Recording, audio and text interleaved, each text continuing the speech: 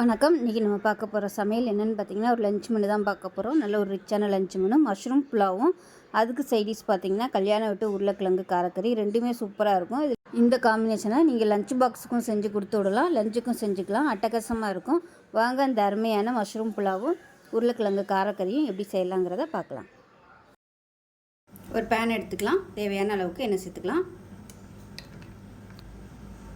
எண்ணெய் சூடானதும் பட்டை 2 துண்டு, கிராம்பு ஒரு 4 பீஸ் எடுத்திருக்கேன், ஏலக்காய் 2 சேர்த்துக்கலாம். இது கூடவே ஒரு 10 பல் பூண்டு சேர்த்துக்கலாம். ஒரு 4 துண்டு இஞ்சி சேர்த்துக்கலாம். பூண்டு அதிகமாகவும் இஞ்சி கம்மியாகவும் சேர்த்துக்கோங்க. இது நல்லா வதங்கட்டும். இப்போ இதில் ஒரு 7 பச்சை மிளகாய் 2ஆக கீறிட்டு சேர்த்துக்கலாம். எண்ணெயில் போட்டால் வெடிக்கும், அதனால் கட் பண்ணிவிட்டு சேர்த்துக்கோங்க.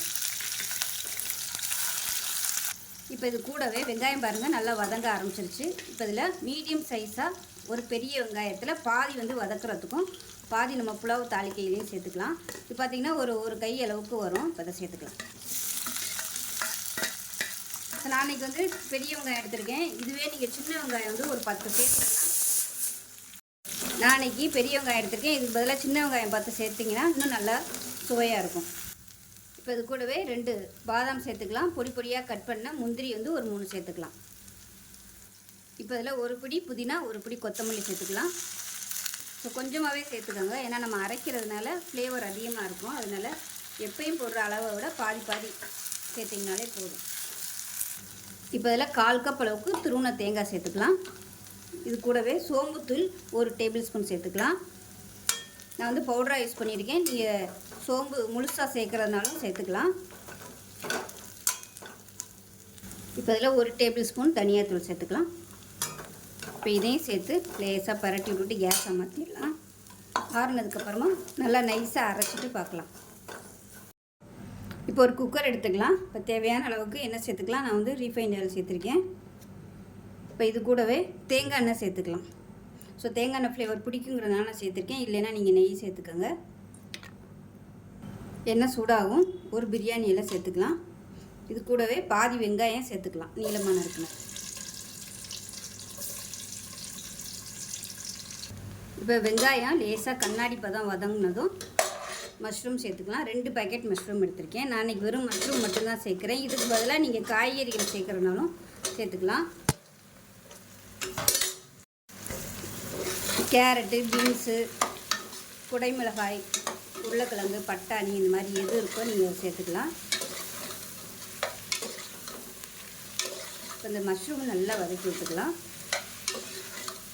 பெருசாகவே நறுக்கிக்கோங்க. ரொம்ப பொடியாக நறுக்குனிங்கன்னா உங்களுக்கு ரொம்ப ஒன்றுமே இல்லாமல் போயிடும். அதனால் பாதியாக நறுக்கிக்கோங்க. இந்த மஷ்ரூம் தேவையான உப்பு சேர்த்துக்கலாம். இப்போ பாருங்கள் மஷ்ரூம் நல்லா வதங்கிருச்சு. இப்போ நம்ம அரைச்சி வச்சுருக்க இந்த பேஸ்ட்டை சேர்த்துக்கலாம். சேர்த்துட்டு இதையும் நல்லா வதக்கிக்கலாம். அடுப்பு மீடியமான ஃப்ளேமில் இருக்கட்டும். இப்போ பார்த்திங்கன்னா ஜீரக சம்பா அரிசி நல்லா கழுவிட்டு நல்லா 20 நிமிஷம் ஊற வச்சுருக்கேன். 1 கப் அளவுக்கு எடுத்திருக்கேன். அதாவது எந்த கப்பில் எடுத்துக்கிங்களோ அதே கப்பில் நார்மலாக நம்ம 1.5 கப் தண்ணி வைப்போம். ஸோ இதில் கொஞ்சம் இந்த மாதிரி கிரேவியாக இருக்கிறதுனால நான் 1/4 டம்ளர் கம்மியாக வச்சுருக்கேன். 1.25 டம்ளர் தண்ணி எடுத்துக்கலாம். பக்கத்தில் சூடு பண்ணி வச்சுருக்கேன். தண்ணி சூடாகட்டும். இப்போ நல்லா கொதிச்சுட்டு இருக்கு. இந்த ஸ்டேஜில் மீடியம் சைஸாக ஒரு தக்காளி சேர்த்துக்கலாம். இப்போ இதையும் சேர்த்து நல்லா வதக்கி விட்டுக்கலாம். முதல்ல சேர்த்தோம்னா ரொம்ப குழஞ்சி போயிடும். அதனால் இந்த ஸ்டேஜில் சேர்த்துக்கலாம். கொஞ்சமாக மஞ்சள் சேர்த்துக்கலாம். இப்போ பாருங்கள் நல்லா வதங்கிருச்சு. இப்போ நம்ம எடுத்து வச்சுருக்க தண்ணியை சேர்த்துக்கலாம். நான் முன்னாடியே தண்ணி சூடு பண்ணி வச்சுருக்கேன். அதாவது 1 கப்புக்கு 1.25 கப்பு தண்ணி. இப்போ இந்த மிக்சியை அலசிட்டு அந்த தண்ணியை சேர்த்துக்கிறேன். நான் எடுத்து வச்சுருந்த தண்ணியை தான் மிக்சியில் ஊற்றி அலசி ஊற்றியிருக்கேன். மொத்தம் 1.25 டம்ளர் தண்ணி 1 டம்ளருக்கு. இது நல்லா கொதிக்க ஆரம்பிக்கட்டும்.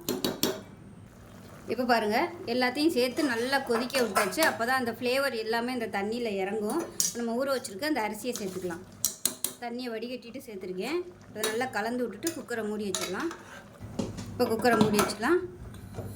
2 விசில் விட்டுட்டு ஸ்டீம் போனதுக்கப்புறம் பார்க்கலாம். இப்போ ஒரு கடாயை எடுத்துக்கலாம். தேவையான அளவுக்கு எண்ணெய் சேர்த்துக்கோங்க. இது உருளைக்கிழங்கு காரக்கறிங்கிறதுனால எண்ணெய் கொஞ்சம் கூட இருந்தால் நல்லாயிருக்கும். எண்ணெய் சூடாகும். 1 டீஸ்பூன் கடுகு, 1 டீஸ்பூன் உளுந்து, 1 டீஸ்பூன் கடலைப்பருப்பு சேர்த்துக்கலாம். நல்லா பொரியட்டும். கடுகு வெடிக்கும். கருவேப்பிலை சேர்த்துக்கலாம். இப்போ இதில் மீடியம் சைஸாக ஒரு பெரிய வெங்காயம் நீளமாக நறுக்குனதை சேர்த்துக்கலாம்.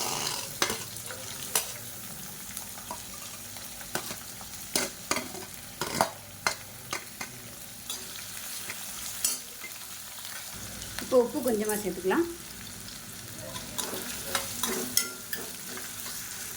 இப்போ வெங்காயம் லேசாக வதங்கிடுச்சு.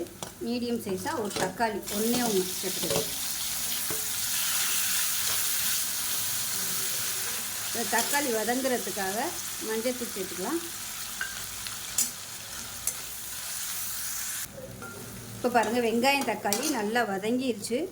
இப்போ இதில் 1 டீஸ்பூன் போல் இஞ்சி பூண்டு பேஸ்ட்டு சேர்த்து வதக்கி விட்டுக்கலாம். இப்போ இஞ்சி பூண்டு பேஸ்ட் நல்லா வதக்கியாச்சு. 1.5 டேபிள் ஸ்பூன் மிளகாத்தூள் சேர்த்துக்கலாம். இது காரக்கறிங்கிறதுனால காரமாக இருந்தால் நல்லாயிருக்கும். இப்போ இதில் ஒரு 1/2 டேபிள் ஸ்பூன் அளவுக்கு கரம் மசாலா சேர்த்துக்கலாம். கொஞ்சமாக சேர்த்துக்கோங்க, ஃப்ளேவர் நல்லாயிருக்கும்.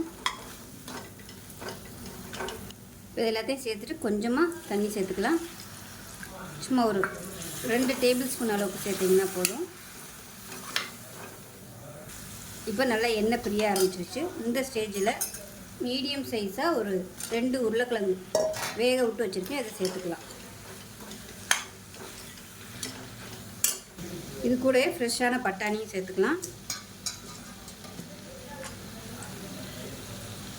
சேர்த்துட்டு கிளறி விட்டுக்கலாம். இப்போ இதில் இது மேலே இன்னும் கொஞ்சம் ஒரு 1/4 டம்ளர் அளவுக்கு தண்ணி சேர்த்துக்கலாம்.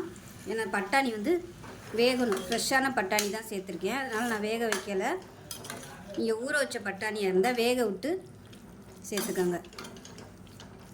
இப்போ இந்த பட்டாணி வேகிறதுக்கும் இந்த மசாலா எல்லாம் ட்ரை ஆகிறதுக்கும் கரெக்டாக இருக்கும். உப்பு பத்தலைன்னா இந்த ஸ்டேஜில் உப்பு சேர்த்துக்கலாம்.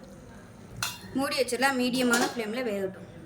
இப்போ தண்ணியெல்லாம் ஊற்றி நல்லா சுருண்டு வந்துருச்சு. இந்த ஸ்டேஜில் 1 டேபிள் ஸ்பூன் அளவுக்கு துருவன தேங்காய் சேர்த்துக்கலாம்.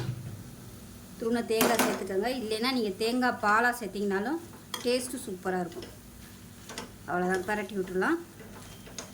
தேங்காய் பால் சேர்க்குறதா இருந்தால் சேர்த்துட்டு சிம்மில் விட்டுருங்க. நல்லா அந்த தேங்காய் பால் எல்லாத்தையுமே அந்த உருளைக்கிழங்கு அப்சர்வ் பண்ணிவிட்டு நல்லாயிருக்கும். அவ்வளோதான். இப்போ மேலாப்பில் கொத்தமல்லியில் சேர்த்துக்கலாம். சூப்பரான உருளைக்கிழங்கு காரக்கறி ரெடி ஆயிடுச்சு. இப்போ விசில் விட்டு ஸ்டீம்லாம் இறங்கிடுச்சு. எப்படி இருக்குன்னு பார்க்கலாம். பாருங்கள், இப்போ நமக்கு அருமையான மஷ்ரூம் புலாவ் ரெடி ஆயிடுச்சு. நல்லா கம்மன்னு அருமையாக இருக்கும். லஞ்ச் பாக்ஸ் கூட நீங்கள் இது மாதிரி செஞ்சு கொடுத்து விடலாம், நல்லாயிருக்கும். ஸோ இந்த வீடியோ பிடிச்சிச்சுன்னா லைக் பண்ணுங்கள், கமெண்ட் பண்ணுங்கள், சேனலை சப்ஸ்கிரைப் பண்ணுங்கள், பக்கத்தில் பெல் பட்டனை ப்ரெஸ் பண்ணுங்கள். நன்றி.